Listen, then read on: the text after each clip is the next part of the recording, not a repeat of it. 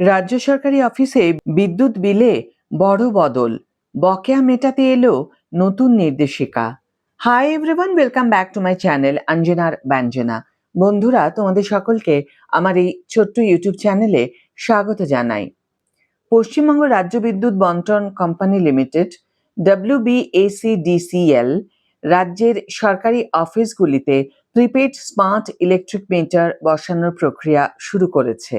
পশ্চিমবঙ্গ সরকারের অর্থ দফতর অডিট ব্রাঞ্চ গ্রুপ টি এই বিষয়ে একটি নতুন নির্দেশিকা প্রকাশ করেছে, যার মেমো নাম্বার 2076FY এবং এটি 10ই জুন 2026-এ জারি করা হয়েছে। এই নতুন ব্যবস্থাটি আগামী 1 আগস্ট 2026 থেকে সরকারি দপ্তরগুলিতে কার্যকর হতে চলেছে। এর আগে 28 অক্টোবর 2024-এর নির্দেশিকা অনুযায়ী অফিসগুলিকে ট্রেজারিতে কন্টিনজেন্সি বিল জমা দিয়ে মাসিক ভিত্তিতে মিটার রিচার্জ করার অনুমতি দেওয়া হয়েছিল। তবে বর্তমান নির্দেশিকাটি ট্রানজিশন বা পরিবর্তনের সময়কার বকেয়া বিল মেটানোর পদ্ধতিকে আরও স্পষ্ট করেছে। পোস্টপেড থেকে প্রিপেড মিটারে পরিবর্তনের সময় অনেক অফিসেরই পুরনো বকেয়া বিল থাকতে পারে।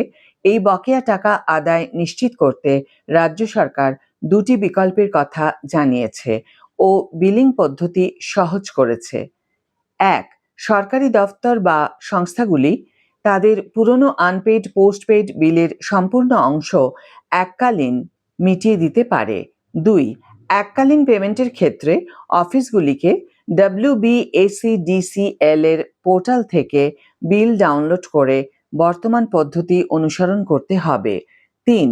অথবা চাইলে বকেয়া বিলের টাকা 300 দিনের মেয়াদে পরিশোধ করার সুবিধাও নেওয়া যেতে পারে। নির্দেশিকায় অত্যন্ত সহজভাবে চূড়ান্ত পোস্টপেড বিলের হিসাব বুঝিয়ে দেওয়া হয়েছে। চূড়ান্ত বিলে মূল বকেয়া টাকার সাথে লেট পেমেন্ট সারচার্জ যোগ করা হবে এবং তার থেকে জমা থাকা সিকিউরিটি ডিপোজিট বাদ দেওয়া হবে। উদাহরণস্বরূপ, যদি বকেয়া 5,000 টাকা এবং লেট ফি 1,000 টাকা হয় এবং সিকিউরিটি ডিপোজিট 3,000 টাকা থাকে, তবে চূড়ান্ত বিল দাঁড়াবে 3,000 টাকা। এই টাকা ট্রেজারিতে কন্টিনজেন্সি বিল জমা দিয়ে মেটানো যাবে। অন্যদিকে যদি সিকিউরিটি ডিপোজিট 7,000 টাকা হয়, তবে অতিরিক্ত 1,000 টাকা গ্রাহকের প্রিপেড অ্যাকাউন্টে ব্যালেন্স হিসাবে যোগ হয়ে যাবে। প্রিপেড মিটারে রিচার্জ করার পদ্ধতিকেও সুনির্দিষ্ট করা হয়েছে। 1. প্রথম মাসের প্রিপেড মিটারের জন্য স্যাংশন অর্ডার তৈরি করতে অ্যানেক্সার 1 ফরম্যাট ব্যবহার করতে হবে। 2. এক্ষেত্রে বিগত 12 মাসের বিদ্যুৎ বিলের গড়ের ভিত্তিতে খরচের পরিমাণ নির্ধারণ করা হবে। 3. দ্বিতীয় ও তার পরবর্তী মাসগুলির জন্য অ্যানেক্সার 2 ফরম্যাট ব্যবহার করে রিচার্জ করতে হবে। 4. 300 দিনের বকেয়া মেটানোর বিকল্পটি বেছে নিলে প্রতিদিনের বিদ্যুৎ খরচের সাথে পুরনো চূড়ান্ত বিলের 300 ভাগের 1 ভাগ টাকা স্বয়ংক্রিয়ভাবে কেটে নেওয়া হবে। 5. এই প্রক্রিয়াটি পুরনো বকেয়া সম্পূর্ণ শেষ না হওয়া পর্যন্ত চলতে থাকবে। 6. 300 দিন পেরিয়ে যাওয়ার পর ব্যালেন্স থেকে শুধুমাত্র দৈনন্দিন খরচের টাকা কাটা হবে। কাজের যাতে ব্যাঘাত না ঘটে তার জন্য বেশ কিছু বিশেষ সুবিধার কথা ঘোষণা করা হয়েছে। 1.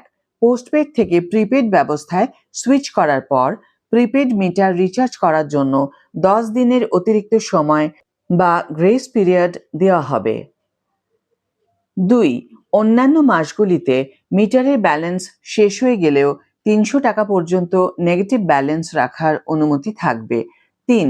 সবচেয়ে গুরুত্বপূর্ণ বিষয় হলো রাজ্য সরকারের ছুটির দিনগুলিতে এবং অফিস আওয়ার বা কাজের সময়ের বাইরে মিটারে ব্যালেন্স না থাকলেও বিদ্যুৎ সংযোগ বিচ্ছিন্ন করা হবে না।